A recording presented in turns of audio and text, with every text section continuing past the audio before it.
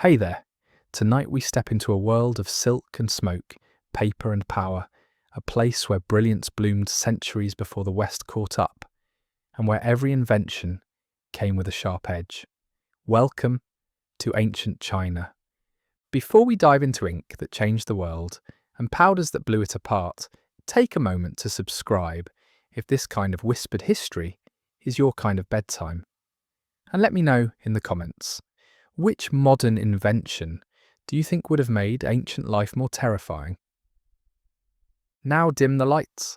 Let the room go still. Let's begin. Hey, guess what? You live in ancient China now. Not the palace kind of life. Not the silk-robed scholar type either. You're a regular citizen. Congratulations. You're smack in the middle of the most advanced civilization on Earth, and your job is to survive it.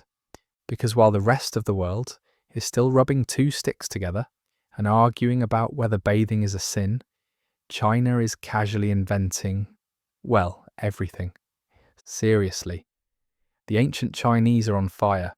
Not literally, yet, but conceptually. The level of innovation happening here is borderline suspicious. Compass? They built it with lodestones before most cultures even figured out which way was up. Paper? Check. Umbrellas? Yep. Kites, seismographs, toothbrushes, multi-stage rockets, and entire irrigation systems that make Roman aqueducts look like leaky garden hoses. Even the concept of meritocracy? Born here. Though fair warning, it often came with a side of soul destruction. You're living in a world where ideas are currency, and your neighbours are casually solving physics problems with bamboo, intuition, and probably a little dark magic. A civil engineer down the road just invented a water clock that's more accurate than your smartwatch on airplane mode. And he's still being yelled at by his mother for not visiting enough. But the real flex? The four great inventions, papermaking, gunpowder, the compass, and printing. These didn't just change China, they changed the world. They're the Beatles of ancient tech, except instead of singing love songs, they shaped global history. Papermaking wasn't just about books. It was about access to knowledge. Suddenly you didn't need to chisel your grocery list into stone tablets or write your memoirs on tree bark. Paper turned writing into something people could actually do without spraining their wrists. Then came printing. Movable type, carved wood blocks. If it could be inked and pressed, they figured out how. A scholar in the Song dynasty could publish 500 copies of a Confucian commentary, while medieval Europe was still figuring out which end of the ink stick to hold. Sounds amazing, right? It was. Until the state realised mass printing could do more than share poetry. It could also standardise everything. Religious texts, legal codes, propaganda, all wrapped up in decorative borders and delivered to your village, whether you asked for it or not. But back to you. Let's say you're clever. You've got ideas, you want to build something. Good news, you're in the right place. Bad news, every single thing you invent here will eventually be weaponized or taxed. Take the compass. The ancient Chinese first used it for feng shui. Yes, the spiritual kind of interior decorating. But then someone had the brilliant idea. What if we point this thing toward invading armies instead of the rice storage room? Boom! Military-grade navigation was born. Suddenly your kingdom can march soldiers in formation through fog, darkness, or angry mountains. No GPS, no radio, just magnetic north and a deep desire to stab something. But nothing, and I mean nothing, summarizes the duality of Chinese genius like gunpowder. You don't even need to be near it to feel the consequences. Your neighbour's cousin, he works with it. Used to anyway. Now he's more of a cautionary tale. Gunpowder started as alchemy, Taoist monks trying to find immortality. Instead, they invented loud glowing death. That's one heck of a wrong turn. And of course the emperors were like, yes, bottle that. We'll need several crates. First came fire arrows, then fire lances, then bombs, cannons, and literal death fog.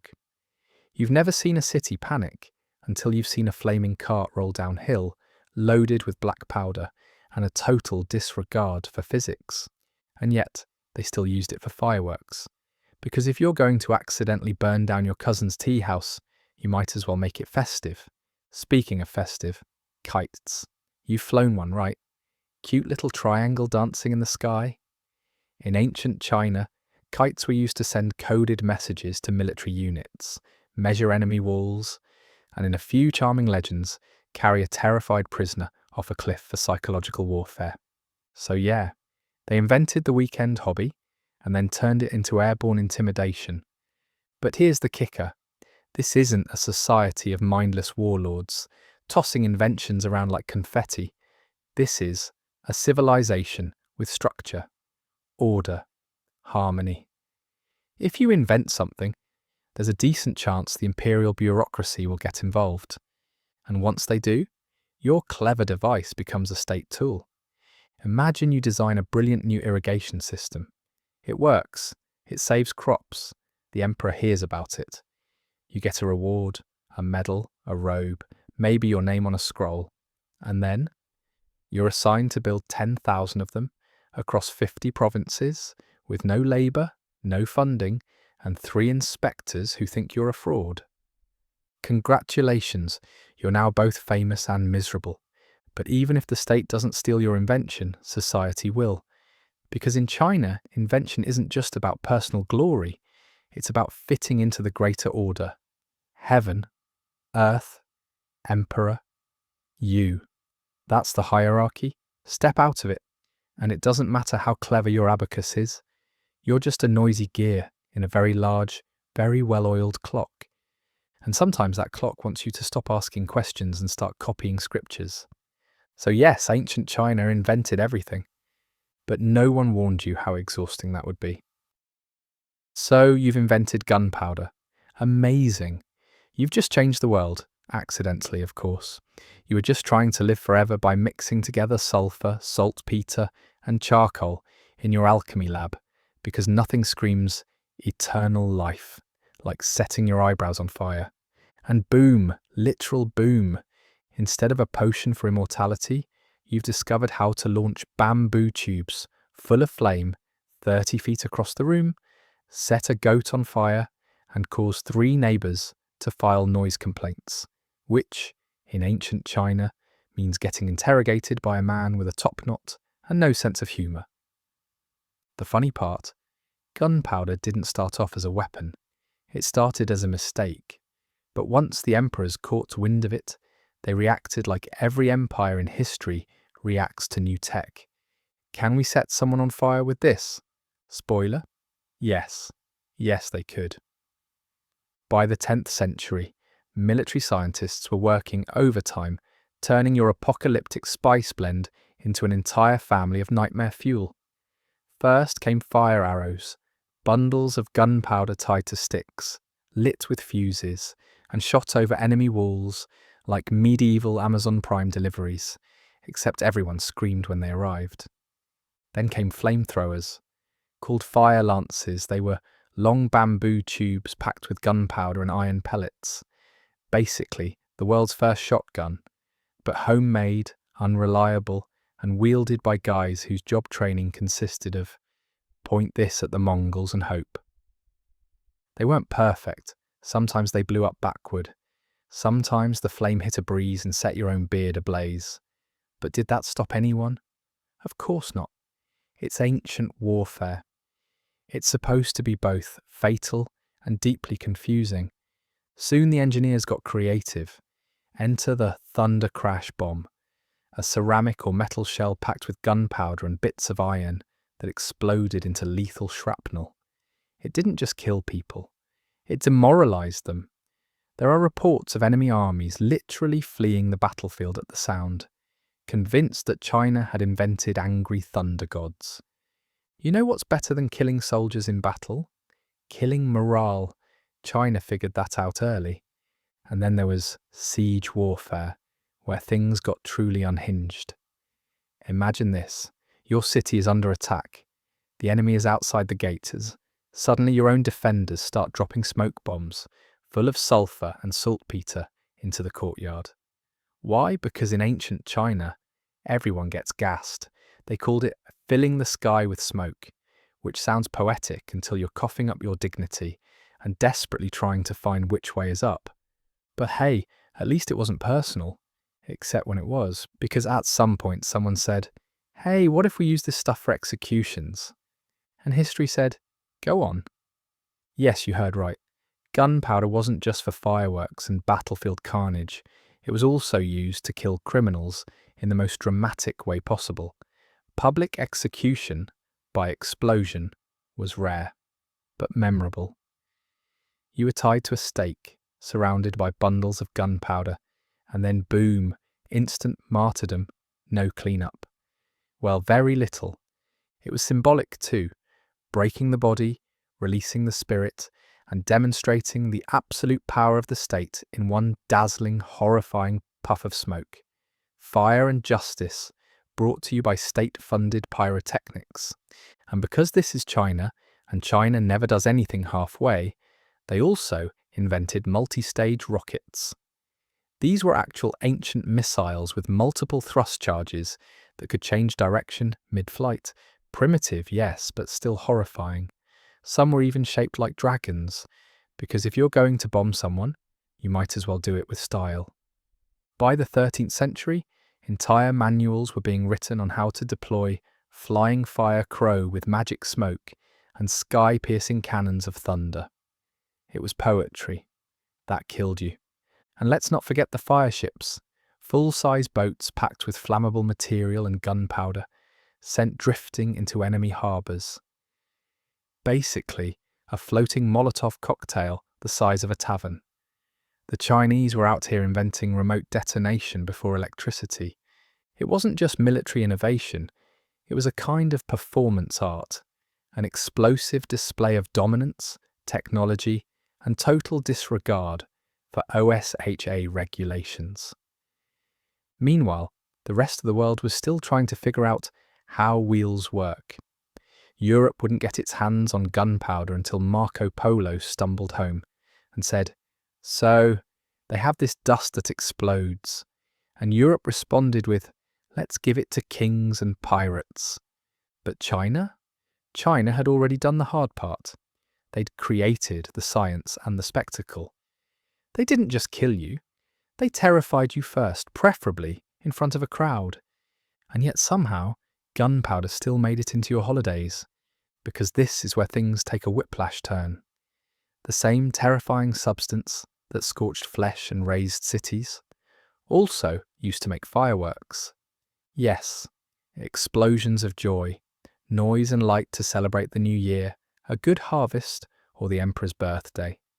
Little tubes packed with the exact same death dust, now flying into the sky to announce that Grandma made it through another year without collapsing in the rice field. Children laughed, adults applauded, and somewhere a general was watching and thinking, that would look great strapped to a cart full of blades. It's the ultimate contradiction. The same powder that crushed rebellions and incinerated outposts became a symbol of celebration, invention and destruction, party and punishment, hand in hand. Because in ancient China, progress was never just progress. It was power. It was control. It was the ability to turn enlightenment into explosion without skipping a beat. So yes, the Chinese invented gunpowder. And yes, it changed the world. But first, it tried to end you. Imagine you're a scholar in ancient China. You've trained for years, memorized entire volumes of Confucian wisdom, learned how to hold a brush without looking like a toddler with finger paint. And now, finally, your thoughts are worthy of ink. But there's a problem. Writing takes forever. Copying even a single document by hand can feel like a lifetime of wrist pain and dry eyes, all so your thoughts can live on inside a single scroll, tucked into a library no one visits. Enter the printing press. Long before Gutenberg was a twinkle in medieval Europe's eye, China had already mastered the art of mass production with ink. First came woodblock printing, where entire pages were carved in reverse and pressed onto paper. Meticulously hand-carved, sure, but a miracle compared to writing each stroke by hand. Then came movable type, reusable, rearrangeable characters made of wood, clay, even metal. It was fast, it was smart, it was the kind of technology that makes other civilizations sit down and rethink their priorities. Now, with a little ink and some pressure, you could duplicate your genius 500 times before lunch. You could publish poems, calendars, dictionaries, official edicts, and very stern warnings about taxes, all without a single callous. It was the Twitter of the Song dynasty, minus the hashtags and emotional breakdowns. On the surface, this was revolutionary. Knowledge for the masses, literacy rising, education booming.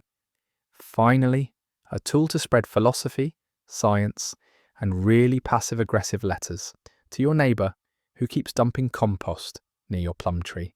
But then the government got involved, because when your empire controls the means of printing, it controls the conversation. Suddenly every printed item came with a side of surveillance. You couldn't just write what you felt, you wrote what was approved. Printing presses became state tools, not just for education, but for enforcement. Let's say you're a writer. You want to publish a story about a clever peasant outwitting a corrupt official.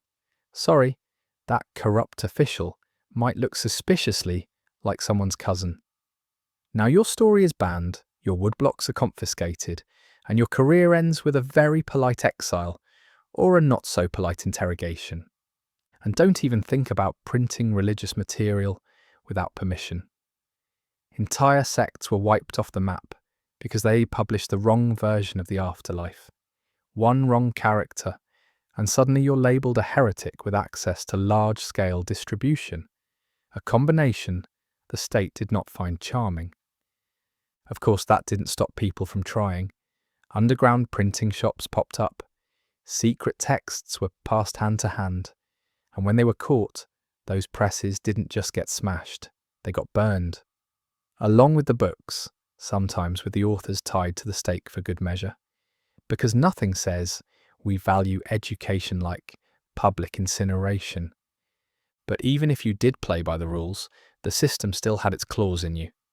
Let's say you were one of the lucky ones, a scholar who passed the imperial exam and got a government job. Congratulations, you now work in bureaucratic printing hell. Your entire day is spent duplicating tax codes, imperial decrees, and etiquette manuals, explaining exactly how many bows to give a minor noble before offering him a seat on a damp bench. You'll develop an intense relationship with brush pens, a deep loathing of smudged ink, and the uncanny ability to fall asleep upright while reciting civil law. And the paperwork. Good heavens, the paperwork. China didn't just invent printing, it invented bureaucracy as a blood sport. Every project required forms. Every decision needed a duplicate. Want to build a bridge? Fill out 16 scrolls in triplicate, secure 7 red stamps, and wait 6 months while your request travels through a labyrinth of offices staffed entirely by men who hate you. Lose one document? Start over. Miswrite one word? Denied. Accidentally use the wrong shade of red for an official seal? Executed. Okay, maybe not always, but it was enough of a risk that some officials hired personal scribes just to handle the ink colours. That's how deep the rabbit hole went. And don't think the printing press was just for spreading laws and philosophy.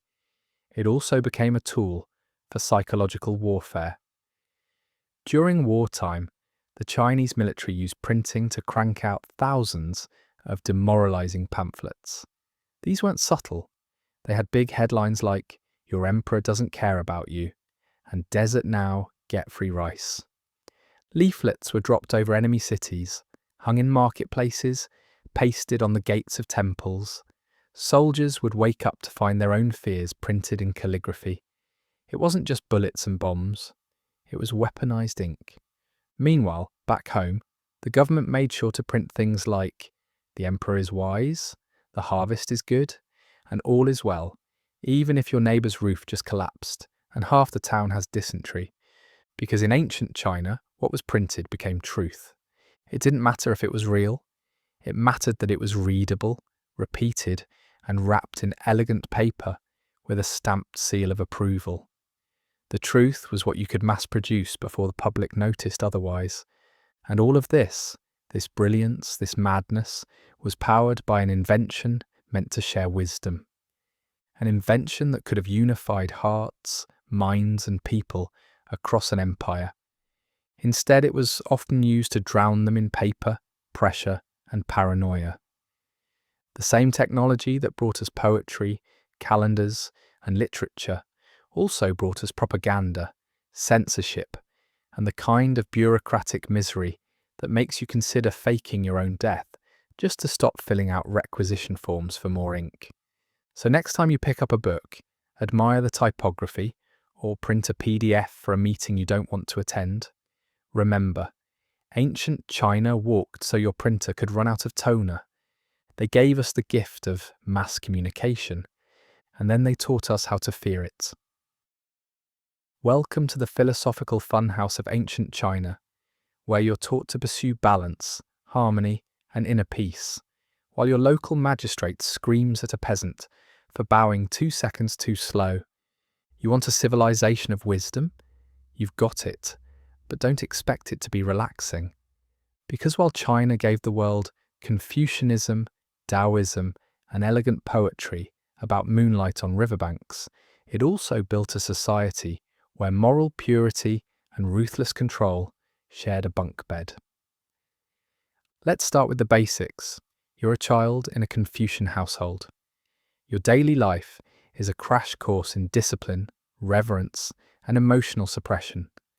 Don't slouch, don't speak before elders, don't question the rules, don't even blink too loud during ceremonies. Your parents teach you about filial piety, which sounds sweet until you realise it means total obedience to your father. Until the day one of you dies, it's not be nice to your parents, it's your body belongs to your ancestors, don't you dare get a haircut without clearance. At school, you're memorising passages from the Analects by candlelight, carefully copying the words of sages, while your teacher paces behind you like a disappointed ghost. If you mess up a stroke, you start again. If you yawn, you might get slapped with a bamboo ruler that's also been used to measure rice taxes. This is a culture that worships structure, and Confucius is the architect. Every part of your life, family, school, government, is built on ritual, hierarchy, and endless lists of things you're not allowed to do. But here's the twist. While Confucianism told people to follow rules, Taoism told them to chill. On one hand, you're being lectured on social roles. On the other, Taoist monks are wandering barefoot through the mountains, meditating under waterfalls, and giving unsolicited advice like, stop trying. Confucius said the answer was structure. Laozi said it was non-action. One wanted order, the other wanted cloud vibes and tea, and both systems coexisted for centuries. At your day job, you're expected to follow protocol, honour your superior, and never challenge authority. But when the sun sets, you might stop at a Taoist temple where the priest tells you that all of life is illusion, and you shouldn't stress so much about your boss yelling because we're all just energy floating through chaos. It's confusing, it's beautiful, it's a bipolar philosophical blender, and it somehow works until the government gets involved. Because while Taoism might preach peace, the emperors were big fans of legalism. Legalism is the political cousin of shut up and do what you're told. It doesn't care about harmony, it cares about results. Law is law. Break it, you suffer. Obey it, you live. Maybe. Under legalist regimes, the punishments were creative. We're talking public beatings, exile, mutilation, death by slow slicing, and a charming technique called face branding, which is exactly what it sounds like. Legalism didn't believe people were naturally good.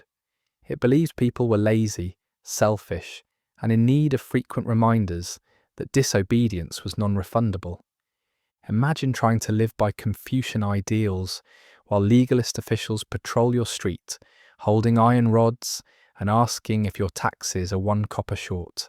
And remember, all three philosophies, Confucianism, Taoism, and legalism, were being practiced in overlapping ways, sometimes by the same government, in the same year. So your emperor is Confucian in the morning, Taoist in the afternoon, and horrifyingly legalist at tax time. And this isn't just a top-down contradiction, it bleeds into daily life. Take food, for example.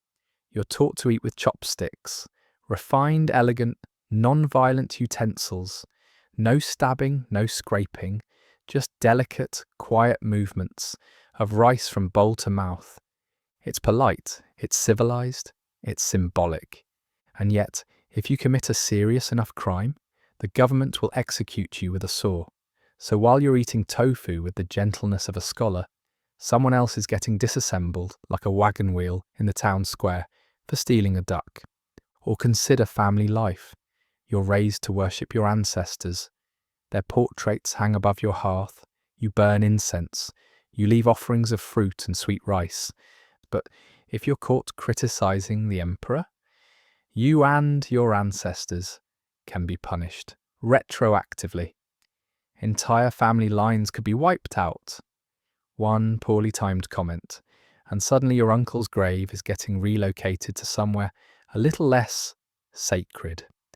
There's even a phrase for it: implication by association. The state didn't just punish traitors, it punished anyone who ever looked like they might loan a traitor a blanket. And don't get started on women. In Confucian theory, women were to be obedient, quiet, and invisible, unless bearing sons or boiling tea. That's it. Taoism gave them a little more spiritual wiggle room. There were female sages and mystics, but the daily reality was less yin and yang and more get back in the house. And yet, some of the most powerful rulers in Chinese history were women. Empress Wu Zetian literally ran the Tang dynasty like a boss, built temples, crushed dissent, and commissioned her own historical narrative after forcing her enemies into early retirement, or just early graves. So on the one hand, you're told women should be docile. On the other hand, your ruler is writing edicts while wearing the imperial crown, and probably holding a sword. China is a land of moral codes written in poetry and enforced with whips, where libraries are sacred, but burning books is also a popular weekend activity when the state feels nervous, where medicine involves herbal wisdom passed down for centuries, right before someone prescribes you a dung and honey paste for migraines, where your fortune might be written in the stars, but your fate is written in triplicate by a provincial official with ink stains and anger issues. And through it all, there's balance. Somehow, this civilization walks a tightrope between spiritual bliss and bureaucratic nightmare, philosophical elegance and absolute authoritarianism. It's genius and suffocating, enlightened and terrifying, a lotus flower with hidden blades. So next time you think life is full of contradictions, remember, China invented that too. By now you've seen it all: gunpowder, printing presses, compasses, bureaucracies so dense they might qualify as sentient. China didn't just invent things, it perfected them, mass-produced them, and then layered them in ritual rules and enough paperwork to wallpaper the Great Wall. But here's the twist. The real story isn't just that China invented everything, it's that they used every invention to control you. Beautifully, efficiently, permanently. Let's rewind a bit. You're a citizen of the empire, not royalty, not a general. Just a human trying to make it through the year without being arrested, taxed into oblivion, or crushed under a falling water wheel during grain season. The inventions around you are breathtaking. You drink tea brewed from porcelain cups. You check the time on a water clock. You send letters on paper, smoother than anything the Romans ever dreamed of. You get directions using a compass that literally changed maritime navigation forever. You live in a world of logic, design, and delicate precision, and yet every single one of these miracles is quietly tracking you. Take the Great Wall, a mind-bending architectural feat that snakes over deserts, mountains, and frozen wastelands. Built over centuries, it's more than a wall. It's a boundary between civilization and chaos, between people who pay taxes and people who don't. But it's also a giant symbol of control, not just to keep people out, but to keep people in. Guess who built it? Not the nobles sipping wine behind gold-lacquered screens. You, and people like you. Poor farmers, prisoners, labourers, volunteers who mysteriously stop showing up to town meetings. The work is brutal. The weather is worse. And if you die on the job of exhaustion, exposure, starvation, they don't carry your body home. They build over you. You become part of the structure. Brick, mortar, memory. Because this isn't just construction. This is how China keeps its borders safe and its people obedient. Monumental innovation used for monumental pressure. And then there's the civil service exam. It sounds noble. A merit-based system where the brightest minds can rise to power, regardless of wealth or family background. The dream of upward mobility, centuries ahead of its time. But the reality, it's a filter disguised as a ladder. You spend decades memorizing Confucian texts, line by line, character by character. Your childhood vanishes into ink and paper. You miss birthdays, funerals, and basically your own soul. All so you can pass an exam that has a failure rate higher than modern dating apps. If you pass, congratulations. You get a low-paying job, enforcing policies you didn't write, defending officials you hate, and collecting taxes from neighbours who now wish you'd failed. And if you fail, you go back home in shame, bury your dreams in a rice paddy, and wonder if it's too late to become a monk. But the real genius of the system, it made you complicit. Because now, the oppressed are trained to uphold the very rules that once crushed them. The test didn't just measure intelligence, it manufactured loyalty. Even inventions like paper and printing, originally tools of knowledge, became mechanisms for state dominance. Every permit, every land deed, every execution notice was carefully scribed, duplicated, and stamped with imperial authority. Try to build a house? You need 5 forms. Try to get married? 7 forms. Try to travel to the next province? Hope you enjoy long walks and suspicious glares. Knowledge wasn't free. It was monitored, restricted, and rationed. You could be punished for possessing the wrong book, copying a banned poem, or quoting the wrong dynasty's philosophy in the wrong tone of voice. And when you were punished, the records were printed, filed, and shared with your village like a very disappointing newsletter. And don't forget surveillance. Ancient China may not have had cameras, but it had local spies, informants, family registries, and enough layers of bureaucrats to make your blood pressure rise, just thinking about renewing your fishing license. Everything you did, what you planted, what you sold, where your kids went, what festival you skipped, someone noticed. Even time itself was weaponized. The state built clocks, not just to help people work, but to make sure they worked on schedule. The invention of highly accurate timekeeping didn't lead to leisure. It led to labour quotas and stricter curfews. And don't get romantic about infrastructure either. That elegant canal near your village? It's not there to help you fish. It's there to move grain more efficiently from your region to the capital. If it floods your fields, tough luck. That road, built not for travellers, but for soldiers. Every brick laid, every system refined, every technological leap forward, somewhere somehow, was twisted into a mechanism of command and compliance. But here's the most impressive part. You didn't rebel. You called it order. You called it progress. You bowed to it. You adapted to it. You taught your children to respect it. Because when domination is dressed in silk, engraved in bronze and written in calligraphy, it doesn't feel like control.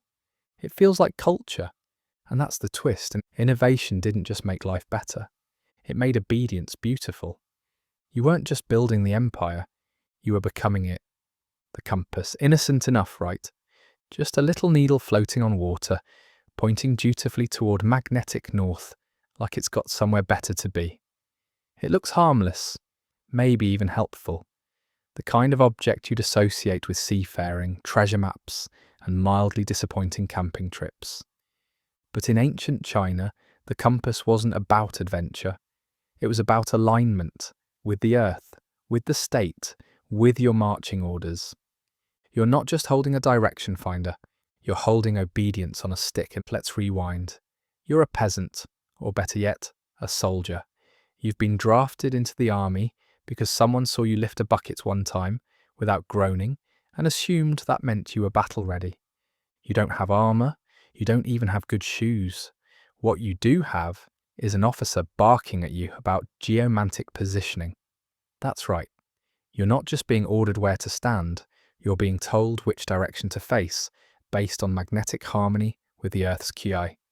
And the compass, that's what ensures you're doing it correctly. It started with feng shui, literally wind and water. Ancient Chinese geomancers used the early lodestone compass not to find lost puppies or pirate treasure, but to arrange graves, houses, even entire cities based on cosmic flow. If your doorway faced the wrong way, bad luck. If your ancestral tomb wasn't oriented north-south, spiritual unrest. If your kitchen stove was misaligned with the stars, guess what? You're cursed and your soup tastes like despair. It was spiritual, mathematical, and deeply personal. But then the military got their hands on it. Suddenly this elegant little tool wasn't just guiding energy, it was guiding legions. Commanders began using the compass to map terrain, direct units, and choreograph entire battlefield movements. Armies marched in coordinated, magnetically approved formations, aligned with heaven's will, or at least with headquarters. You're out there in a leather helmet, holding a spear the size of a fishing pole, and someone hands you a square cart with a little metal pointer on it and says, "Walk that way, don't ask why." And you do, because not following directional orders in ancient China didn't just get you lost, it got you lashed. Later, they'd refine this concept into something even weirder, the south-pointing chariot. This was a brilliant, gear-driven vehicle designed to always point south, no matter how it turned. It had no magnets. It wasn't magic. It was just a mechanical feat of genius, like if someone built a self-correcting compass out of a wheelbarrow, an existential dread. Imagine riding into battle while your cart's puppet arm points silently in a fixed direction, as if to say, "The Emperor says you go this way." And even if the wheels turn or the path curves, that creepy little wooden finger doesn't move. It just judges you. That's not direction, and that's doctrine. And of course, these tools weren't just used to guide soldiers, they were also used to design cities. The capital, aligned with the cardinal points. The palace, built so the emperor faced south, symbolically toward his people, practically toward his enemies, and geometrically toward absolute control. North was associated with death and cold, south with life and prosperity. So guess what? You're not just facing south because it's nice. You're facing it because not doing so implies you're against heaven. It's not aesthetics, it's ideology. Failure to follow the compass is not poor planning, it's insubordination. Now imagine you're a traveller trying to enter the city. You arrive at the northern gate, and already you're making a bad impression. The guards look at you like you've just walked in backwards, which in a way you have. Orientation was morality. The compass didn't just point the way, It defined what was correct. In fact, some officials used it in courtrooms, arranging seats and ritual objects by magnetic alignment to ensure the legal process stayed in tune with heaven. Because nothing says justice like facing the right direction while you're being flogged. And this obsession with alignment didn't stop at war and politics. It touched every layer of daily life. You want to build a home? Better consult a geomancer first. He'll show up with his compass, squint at your dirt lot, mutter about wind flow, and tell you your front door must be 3 degrees to the left, or your grandchildren will be cursed with brittle bones and disappointing harvests. You want to bury your grandfather? The compass will decide his eternal head position. Misplace him by a few degrees, and his ghost might show up to yell at you during your dreams, possibly while setting fire to your favourite sandal. Even marriage arrangements consulted directional alignments. If your family's house faced northwest and your future spouse's family faced east, that might indicate poor compatibility, spiritual imbalance, or just a marriage filled with arguments and tragically overcooked rice. And yet, through all this, no one questioned the compass. Why would they? It was brilliant, consistent. It had no opinions, no ego, no bribes. It simply pointed. It was objective truth in a world full of subjective hierarchy. But here's the real genius. The compass didn't scream, threaten, or punish. It gently guided. And that's what made it so powerful. It made you believe that the direction you were told to go was the direction you were supposed to go. Not because of fear, because of order, because of harmony, because someone somewhere convinced you that the pointer knew better than you ever could. So next time you see a compass and think freedom, remember, in ancient China, it didn't lead you into the wild. It led you exactly where they wanted you to march. It's morning in ancient China, and you're tired. Not because you stayed up too late. No, you went to bed exactly when the drum towers said you could. You're tired because life itself is exhausting. And what do you reach for in this moment of existential fatigue? Tea. Delicate, earthy, bitter with notes of surrender. It's hot water infused with hope. And for a brief moment, everything feels manageable, until you remember that even this tiny comfort has been regulated by the empire. Because in China, tea isn't just a drink, it's a state-sanctioned ceremony, an economic empire, and a political instrument dressed up as a leaf. Let's start at the beginning. You're a peasant. You can't afford silk or poetry or a new roof when the rain sounds like it's filing a complaint, but you can boil leaves, and so you do. Tea becomes your companion, before work, after work, sometimes instead of work. It soothes your stomach, warms your hands, and reminds you there's still beauty in a world that smells like wet goats and iron tax slips.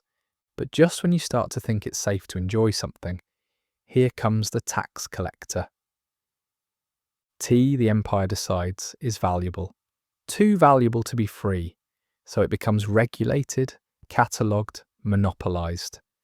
Suddenly there are official tea districts, state-owned tea farms, and tea inspectors who can tell if your brew came from a licensed bush or the black market hedge outside your cousin's house. Penalty for unregistered tea? Confiscation. Fines. Maybe a public shaming if the magistrate's bored. And the tea itself? Graded, ranked, labelled by quality, region, leaf size, oxidation level, and probably your ancestors' handwriting. Some teas are so exclusive, they're reserved for the emperor, harvested with golden scissors and steamed with the collective sighs of disappointed peasants. If you're caught drinking imperial-grade tea, you'd better have a royal seal, or a compelling reason why your teacup smells like privilege. Even serving tea is political. In the courts, handing someone a cup isn't just a gesture. It's a gesture loaded with social calculus. The temperature matters. The angle matters. Who bows first? Who sips first? Did you turn the handle the right way? Congratulations, you've just passed the ceremonial equivalent of a hostage negotiation. You're not just being polite, you're navigating a minefield of etiquette and invisible laws. And if you mess up, that's not a tea spill, that's a career-ending scolding. Meanwhile, monks are boiling tea in mountaintop monasteries, writing poems about clarity of mind and the silence between sips. They meditate on the steam rising like the breath of heaven itself. It's spiritual, it's sacred, but down in the capital, tea is currency. Power, surveillance, a multi-leaf trap. Let's talk about the Tea and Horse Bureau. Sounds charming, right? Like a countryside cafe with questionable parking. In reality, it was a government agency that exchanged tea for horses with Tibet and other frontier regions. Because tea was valuable, strategic, a tool of diplomatic leverage. You need horses for cavalry?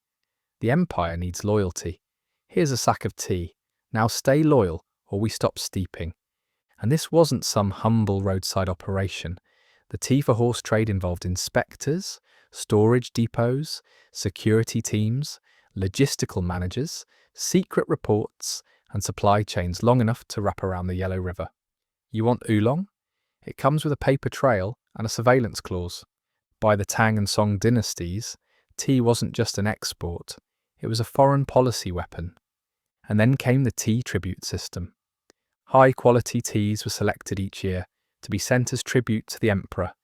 Only the best leaves, picked on specific dates, processed by hand with a ridiculous precision. The pressure was so intense that tea producers could be punished if the emperor didn't like the flavour. That's right, you didn't just grow tea, you grew it under threat of imperial taste buds. Imagine you're a farmer. The weather's bad. Your tea crop is just okay. You still have to send it. If the emperor takes a sip and frowns, that frown becomes your problem, possibly your last problem.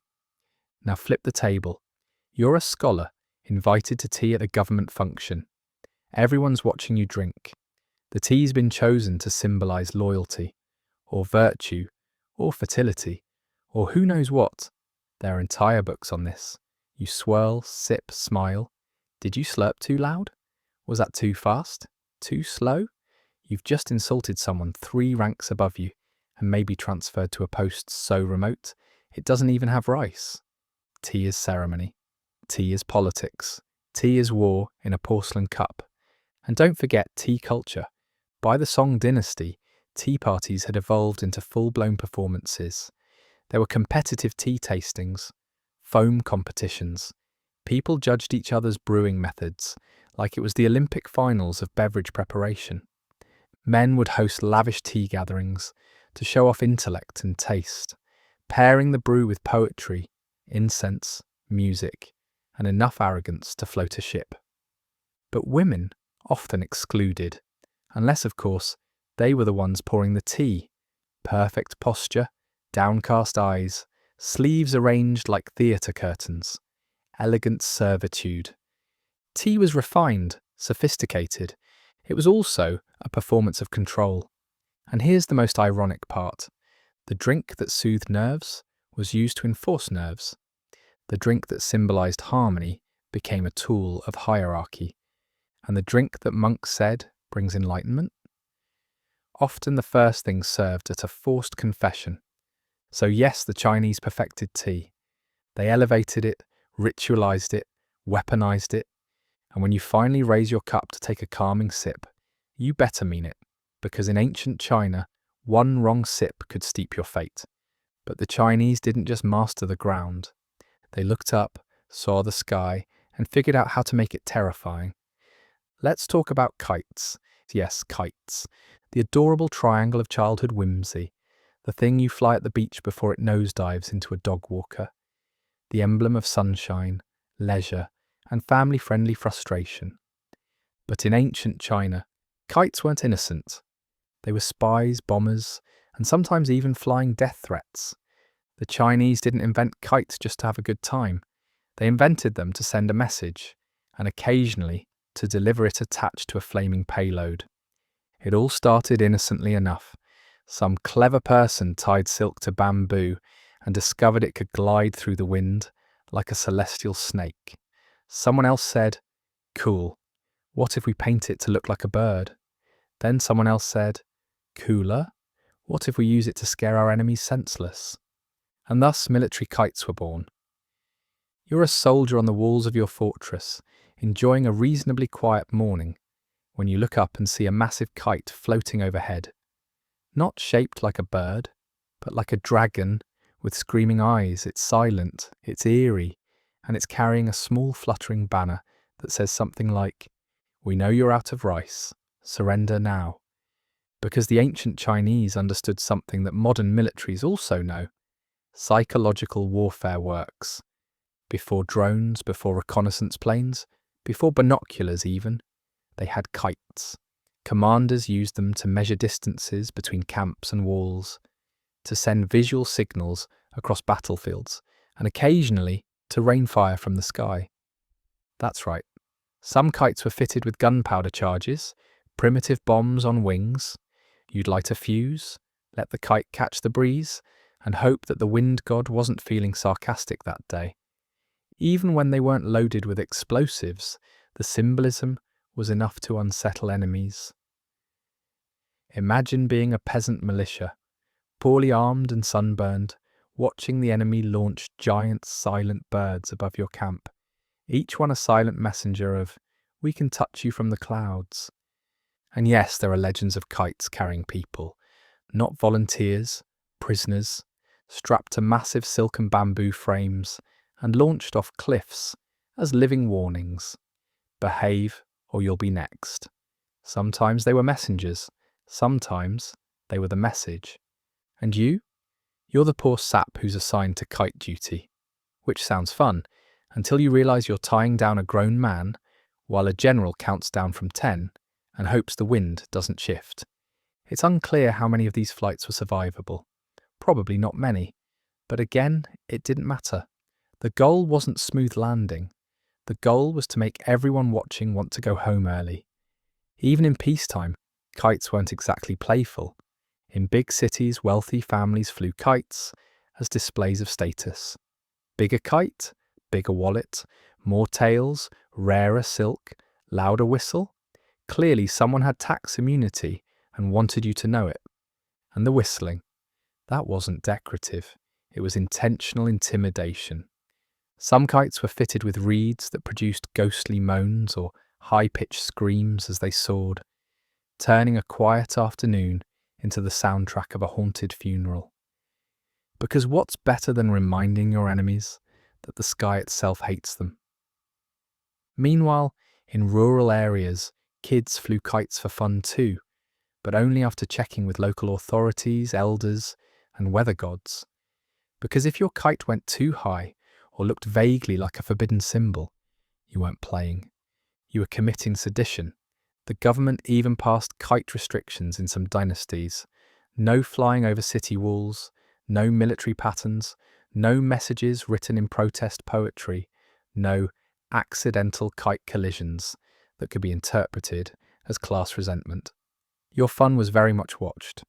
But kites weren't only for show or war. They were also used in science. Scholars launched kites to test wind speed, altitude, and the flight patterns of air currents. One clever naturalist even tied sound instruments to a kite to study the acoustics of upper air vibrations. That's right, you're out here trying to vibe with the clouds while some genius is inventing aerial meteorology with string and scraps. And it's beautiful, really. A nation that looks up and sees possibility, not just for play, but for discovery, until someone weaponizes it again, which they always did. Let's not forget the kite spies, small, fast-moving kites used to relay signals over walls, drop scrolls into hidden courtyards, or track enemy movement from a safe distance.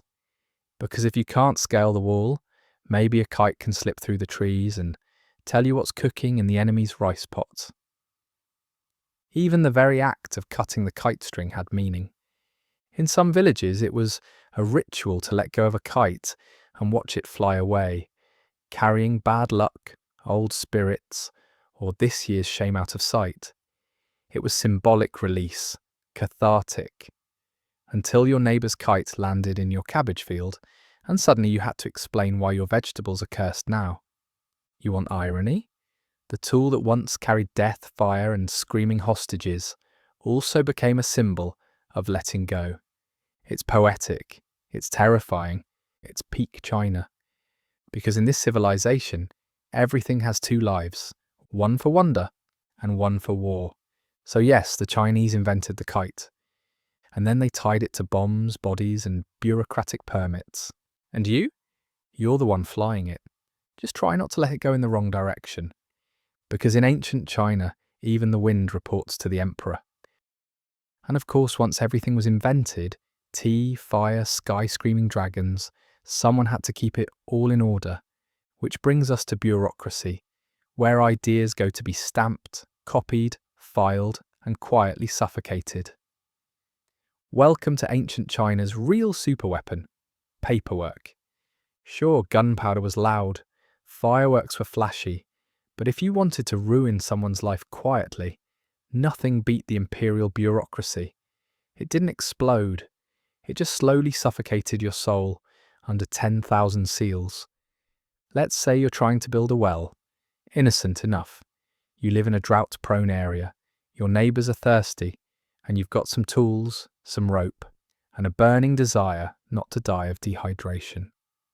Too bad, because before you dig so much as a shovel's worth of dirt, you'll need a local excavation permit, a village council approval scroll, a regional topographical blessing, and a water allocation certificate from the Ministry of Agricultural Serenity and Mud Affairs. Oh, and don't forget the red stamps, always the red stamps. No document was real until it had been kissed by vermilion ink and stamped with the full round authority of someone who hadn't lifted anything heavier than a brush in 20 years. Without the right stamp, your well isn't a community service, it's a crime scene, and heaven help you if two officers disagree. Because now you're in form limbo, where scrolls go to die, and officials go to argue about line spacing for the next 3 months. It wasn't just slow, it was intentional. The system was designed not to help you, but to ensure you couldn't do anything without being watched. Everything, land, labour, marriage, grain, livestock, where you moved, how you moved, who you moved with, was recorded, filed, and cross-checked. If you sneezed too close to a government building, there was probably a form for that. And if you didn't fill it out, well, congratulations, you are now in violation of administrative harmony. That could mean anything from a fine to public flogging to, we're not mad, just deeply disappointed, and here's a new tax as punishment. Now imagine working inside the bureaucracy. You've passed the imperial exam, barely, worn through 3 brushes, and sacrificed your eyesight to calligraphy. You expected prestige, silk robes, a quiet office with maybe a potted plant, and a respectful intern. What you get is a cubicle full of scrolls, a desk too small for your knees, and a mandate to process 800 grain reports before your midday porridge. Your title is Record-Keeping Assistant to the Regional Deputy of County Revenue Collection Affairs, which sounds fancy until you realise it's a euphemism for guy who checks how many yams didn't rot in storage this month. Your handwriting has to be flawless. Your character alignment, impeccable. You make one stroke too long, and suddenly you've told the emperor that the rice harvest attacked itself. Now you're up for review, again. And reviews in ancient China? Not performance bonuses. They're interrogations with extra ink and fewer exit strategies. You spend your days walking scrolls from one office to another, bowing to higher-ranked clerks, and trying not to die of ink inhalation. Because yes, there were actual ink-related illnesses. People went blind, got poisoned, coughed their way through promotions. Bureaucracy wasn't just a job. It was an occupational hazard. And still, everyone wanted in. Why? Because it was the only way up. The bureaucracy was the backbone of imperial China. You could rise from a peasant family to a mid-tier official if you studied hard, passed the right tests, and never asked questions out loud. It was the ladder, but it was also the cage. You couldn't innovate without permission. You couldn't change procedure without approval from 7 levels above you and a signed oath from your ancestors. You couldn't even switch ink colours without someone filing a complaint. And the language of bureaucracy, it was designed to confuse. One official decree might read, "It is hereby observed under the 6th column of Northern Jurisdiction, via the auspicious agreement of characters stamped by the Supervisor of Provincial Enlightenment, that a review may be initiated, pending review." What does that mean? Nobody knows. Probably no. But say you're bold. You want to streamline things, cut the red tape, be the guy who brings reason to the madness. Bad idea. Because the bureaucracy had its own immune system, and you were the virus. Too many questions and suddenly you're reassigned to some backwater district with more cows than people and an annual flood problem no one wants to fix. And the locals hate you too. You represent the empire. You're the face of the tax increase, the guy who says sorry a lot but can't actually help. And if something goes wrong, you're the one they punish. Lost grain shipment? Your fault. Drought? You didn't pray hard enough. Bandits? Clearly you angered the ancestors. And yet the whole thing worked, like a glacial, ink-slicked machine powered by ambition and fear. Why? Because it gave millions of people a reason to behave. If you wanted to succeed, you had to learn the rules. Speak the language, bow in the right direction, carry the scroll with both hands, never run in the hall, never run anywhere. Running looked suspicious, so everyone walked slowly, spoke carefully, hid their panic behind formal greetings and extra calligraphy lessons. Because in ancient China, paper killed more dreams than swords. You could survive a war, you might survive a famine, but a lost document, that could end you. So yes, they invented bureaucracy, and then they made sure it could outlive you. Forms could bind people, scrolls could control them, but to keep enemies out, they needed something harder, taller, colder. So they built a wall, and then they buried you in it. You've been conscripted, not into a war, not into politics, but into something colder, heavier, and far more permanent. You've been drafted to help build the Great Wall of China. You've heard of it. Everyone has. It stretches beyond the horizon, like a stone dragon, coiled across deserts, cliffs, and mountain peaks that even goats think twice about. It's an engineering marvel, a world wonder, a national symbol, and, for the people actually building it, a death sentence in sections. You were just a farmer last week, arguing with your cousin about pig boundaries and maybe planting spring onions. Now you're wearing a hemp tunic, holding a shovel, and standing beside a wall that seems to grow even as you look at it. You didn't volunteer, no one does.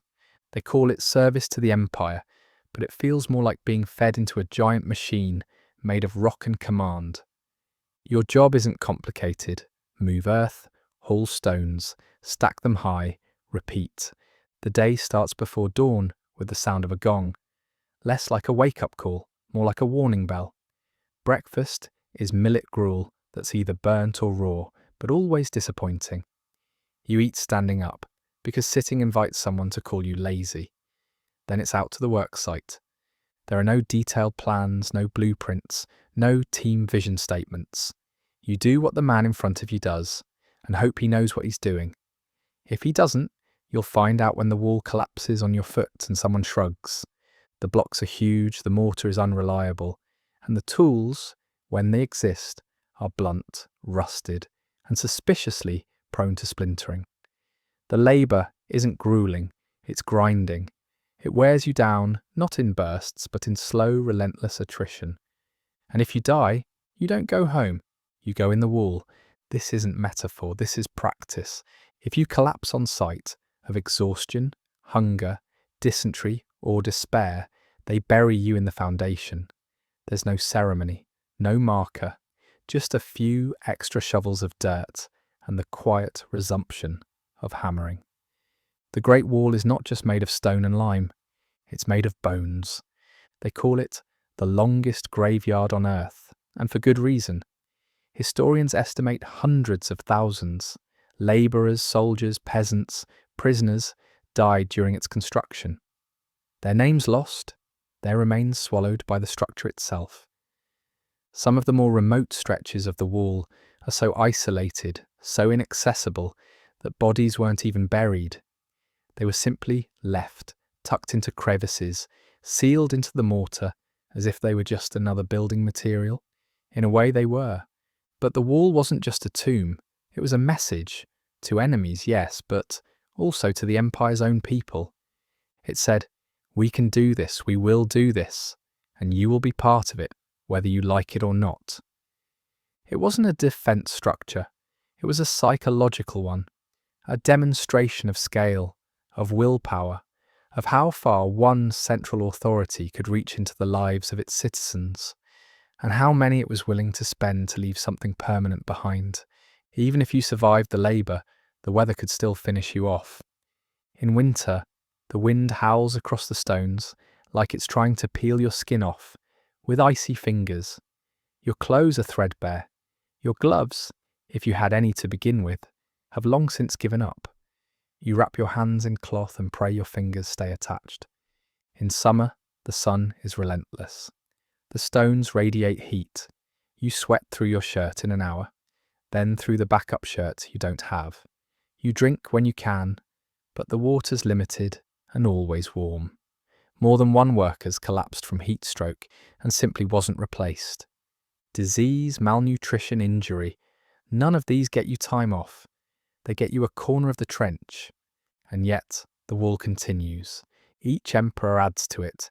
Each dynasty renovates, extends, repairs. It's not one wall, it's many, layered like history itself, each brick telling a slightly different story of who ruled, who resisted, and who was crushed in between. You'd think, given the cost in lives, it would have been effective. And it was, sometimes. It slowed down Mongol raids, kept out bandits, and funneled invaders into choke points. But other times, it was bypassed, climbed, ignored. Empires still fell. Borders still shifted. Dynasties still collapsed. But the wall remained. It's still here, still standing. Tourists walk it now, posing for photos, clutching bottled water, wearing breathable fabrics, and complaining about the stairs. They marvel at the view. They joke about the cardio. They call it impressive. And it is, but for you, for the thousands who hauled stones until their hearts gave out, it was something else. It was a demand, a sentence, a monument to a power that believed greatness must be built by breaking you. So after all of it, the inventions, the ingenuity, the fire-laced brilliance, what exactly did we witness? We saw a civilization that didn't just shape history through creativity, it shaped it through control, through systems, through an ability to take wonder and wrap it in order, then hand it to you with instructions for how to bow while using it. Ancient China didn't merely invent objects, it invented structures, not just physical ones like the Great Wall or the south-pointing chariot, but ideological ones, bureaucratic frameworks, ritual hierarchies, philosophical matrices designed to govern behaviour as tightly as laws ever could. A compass wasn't just for navigation, it told you where your house should face, where your grave should lie, and which direction the emperor's throne must point to honour cosmic harmony.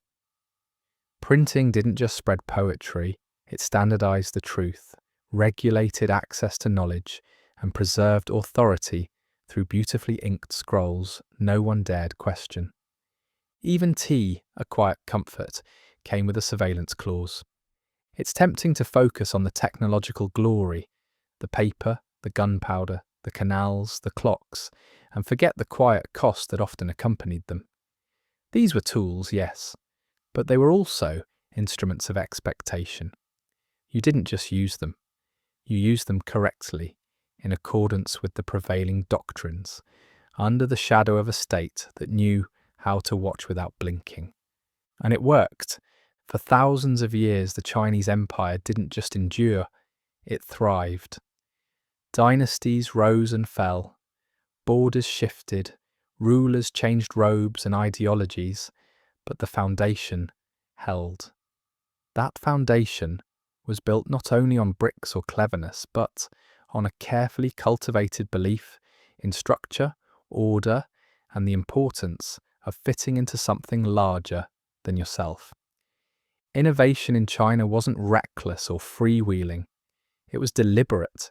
You didn't just invent, you contributed to balance, to harmony, to the cosmic ledger of what was acceptable and useful.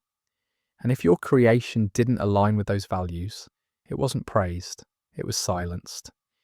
Because in a world that prized longevity over liberty, creativity needed to wear the right uniform. And still, it's impossible not to be awed. This was a civilization that mapped the stars, treated disease with herbs that still fill modern prescriptions, and drafted public policies on bamboo strips before Europe remembered how to count past 10. It built earthquake detectors in the 2nd century and wrote entire encyclopedias when most cultures were still debating whether literacy was even necessary. They measured time, pressure, population, loyalty, morality, and they did it all with extraordinary precision. But the further you look, the more a pattern emerges. For every great leap forward, there was a hand pulling the rope taut. For every new idea, there was a rule. For every moment of brilliance, a moment of caution, often imposed from above. What makes ancient China so remarkable isn't just that it invented everything, it's that it turned nearly every invention into a system of stability.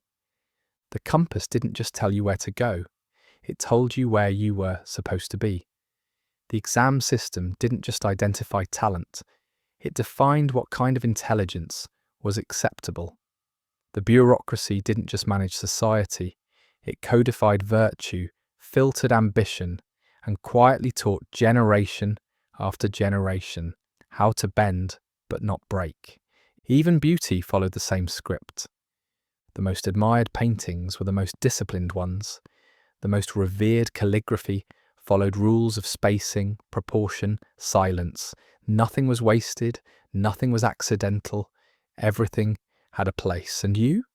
You found your dignity in fitting into it, which raises the question, can you have lasting greatness without limits? Can you create a civilization this vast, this enduring, this detailed in its reach, without turning some part of the human spirit into administrative parchment? Because ancient China succeeded where so many empires failed, not through chaos, not through conquest alone, but through endurance, through an extraordinary ability to refine, absorb, codify, and replicate success across centuries, across dynasties, across the rise and fall of gods. Was it always just, number, was it always kind? Not even close, but it was effective, and in its efficiency, it revealed a kind of genius that was rarely spontaneous, but always exacting. It was a genius that didn't burn bright and disappear. It settled in, it taught itself to survive, and that perhaps more than any single invention is its most enduring legacy. So when you next drink tea, or marvel at a printed book, or watch fireworks split the sky in colour and sound, know that you're touching something ancient. Not just in age, but in design. You're living in the echo of a world that didn't just dream of innovation. It designed how it would be used, and it decided who could use it, and how, and when, and why. Ancient China didn't invent everything. It invented everything it needed, and then made sure it outlived you.